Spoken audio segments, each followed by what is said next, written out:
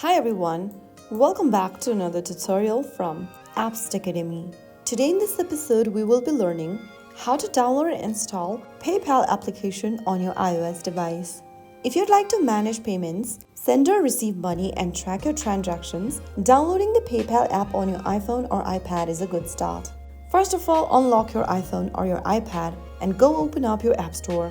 In the search bar at the top, type in PayPal. In the search result, look for the PayPal application that says PayPal Send Manage Pay from PayPal Inc. Now tap on the Get or the cloud icon to begin downloading the application on your device. After waiting for a couple of minutes, the application will be installed on your iOS device and you can go ahead and open it up and start setting up your PayPal account. So that is how it's super easily done. If you found the video helpful, don't forget to like, share and subscribe to our channel. I will see you again in the next episode. Thank you for watching.